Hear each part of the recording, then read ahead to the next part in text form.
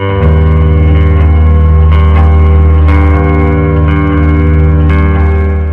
magandang hapon po or magagabi na rin po mga kaibigan. Latest weather update po tayo ngayong hapon po ng Biyernes, April 5, 2024. Pero bago po tayo magpatuloy, pa-like and subscribe naman po and pahit na rin ang notification bell para ma-notify ka sa ating mga daily and latest weather update. Mga kaibigan, ang hypnosis po natin ngayon galing sa Pag-asa. Meron po tayong binabantayan na easterlies or etong mainit na hangin galing sa karagatang Pasipiko. Nasop na wala na po yung ridge of high pressure area or HPA na ating binabantayan sa may bandang Luzon, no? So kung makikita po ninyo nung mga nakarang updates natin, trap ng low pressure area wala na rin po. Kaya kahit papaano hindi tayo magbabanta o mababantaan ng mga low pressure area na parating.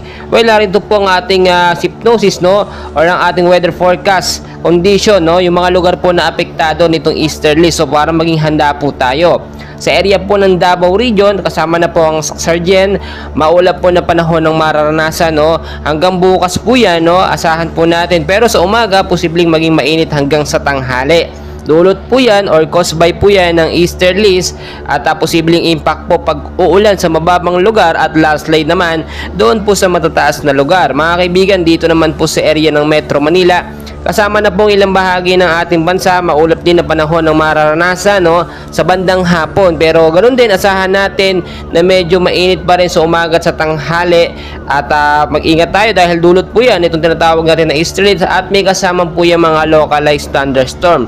Ayon sa Pag-asa, posibleng magkaroon ng pagbabaha kung magkaroon ng mga isolated light rain, so heavy rainfall pagdating sa gabi. Mag-ingat din tayo sa mga landslide in case magkaroon ng malakas na pag-uulan. Mga kaibigan, as of now, wala pa naman po tayong binabantayang bagyo sa loob ng Philippine Area of Responsibility. Pero meron po tayong minomonitor ng mga cloud cluster sa labas ng PAR na posibleng maging LPA kung ito ay magkaroon po ng movement or paggalaw. Tulad na aking sinasabi, ayon na rin po sa Pag-asa, posibleng isang bagyo po ang pumasok ngayong buwan ng Abril. So patuloy ko po kayong i-update mga kaibigan, and please always know the weather before you go para safe at handa po tayo lagi sa anumang banta ng panahon. Maraming salamat.